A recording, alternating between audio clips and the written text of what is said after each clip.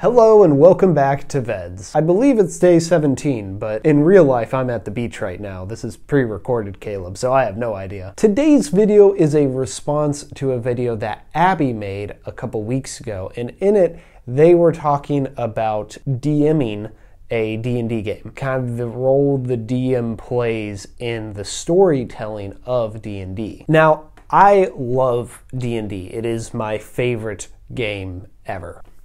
Big fan. However, I don't often talk about it because, I'll be honest, before I started playing D&D, whenever I would hear people talk about their campaigns and the specifics of it, I didn't understand what they were talking about. It made no sense and it was extremely boring. And honestly, that kind of kept me from trying the game for a while until eventually I discovered this Australian podcast called Dungeon Friends, which is kind of like an improv D&D. The players are trying to sabotage all the hard work the DM did. So it's not really, they aren't taking the game seriously, but that actually made it a fairly accessible entry point into the hobby. And then shortly thereafter, I played my first game and then immediately turned into the forever DM of my friend group. So what I'm trying to say is I don't usually talk about this. I'm going to try to talk about it well. And if you don't enjoy me talking about it, listen to an Australian podcast about D&D. This is the only way I've ever known how to get into D&D. And then come back to the video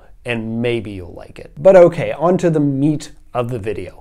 For those of you who don't know, a DM is the person who creates the world that the game takes place in. The locations, the characters, they oversee kind of like the mechanics and the rules, and they present the characters with an inciting incident to get them going into the world. And basically from that point on, you have kind of two paths that you can take. Either one, you can like give all the plot points and push the players into the direction they go. If you do this super heavily, it's called railroading. If you do this subtly, it's called manipulation. Or you can just let your characters go, which is much harder as a DM. And for me, the perfect balance is somewhere in the middle, where I still have a certain amount of control over where things are going, because then I have time to prepare things. But my main goal is to try to get the player characters engaged with the world enough that they are the ones making key decisions. They are the ones who are driving the story. Sometimes this works out, and sometimes it doesn't. And both of those times lead to wonderful stories. And I want to tell you two examples of that from the game that I am currently DMing. Okay, a little bit of background. Takes place in kind of your typical fantasy world. My player characters are members of an adventuring guild.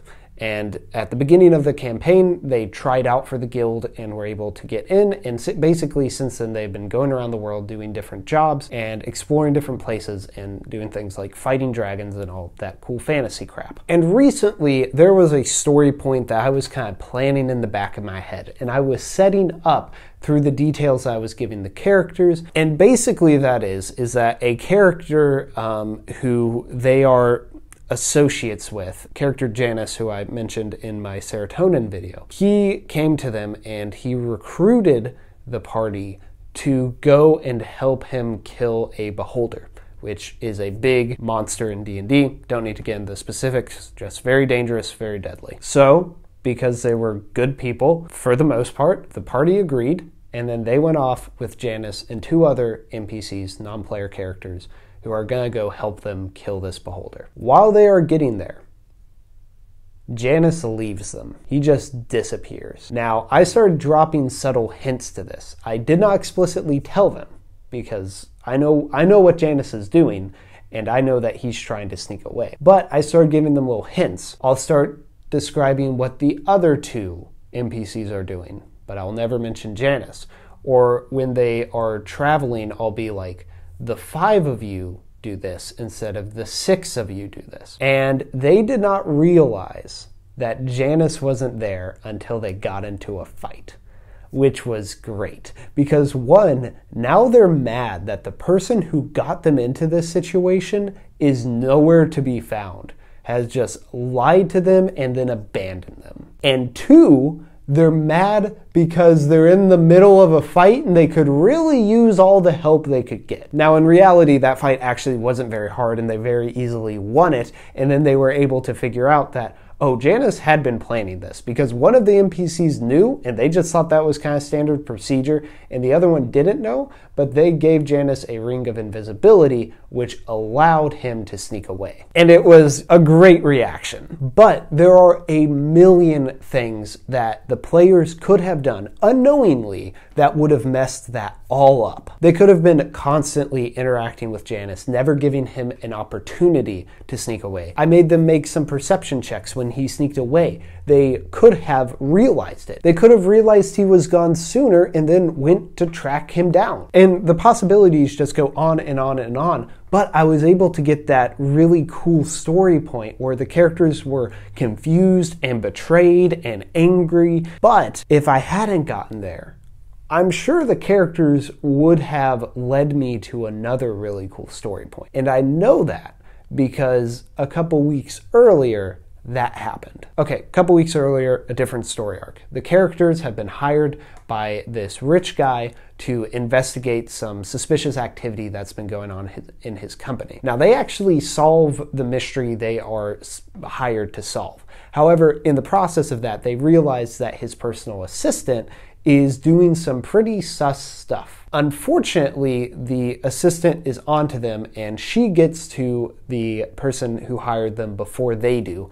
and kind of poisons the well and makes him think that they're the suspicious ones. So he fires them, they leave. What I think is going to happen is they're going to find another way, because there are a bunch of dangling plot threads that they haven't pulled on, find another way to stop the personal assistant from, fulfilling her malicious intentions. They don't.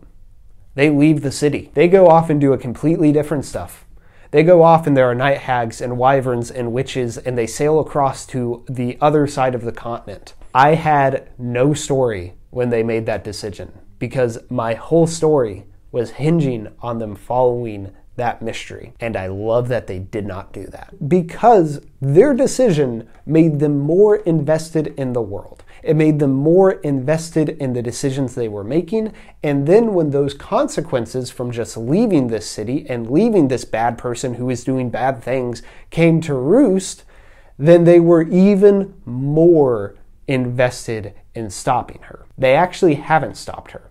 The consequences of them not solving that mystery is the beholder that they are fighting right now. Either way, they were gonna fight this beholder. But I honestly think they are more invested now because they have made the choices that have led to the beholder being released on the city that they're traveling through. Now they have to fight it not only because it's just what I laid out as the DM, but because the decisions they made led to these events happening. They didn't just stumble into the story, they informed the story. And the best part about this is that they had no idea they were doing it. And ultimately, I think that is the fun thing about storytelling through D&D, because together, the players and the DM are telling a story, but both have information that the other doesn't. I, as the DM, have all the details of the world. I know the intentions of the characters that they interact with.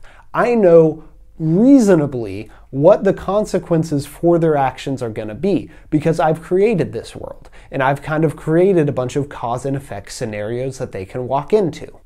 But I will never be able to predict how they play. I can try to influence them. I can railroad them, but I can never determine how they're going to play. Another example of this, our rogue.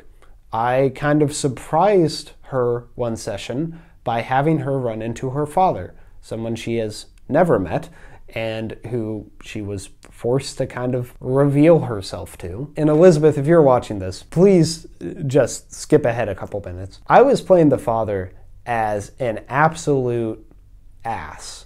He is not a good person. He does not care about this character at all. What he cares about is preserving his reputation. There is no actual love there. Elizabeth, the person playing the rogue, read the father's intentions completely different. I'm not saying that it's like she thinks that's a perfect relationship or anything, but she definitely is less suspicious of the father than I intended. That kind of informed how I played the father moving forward.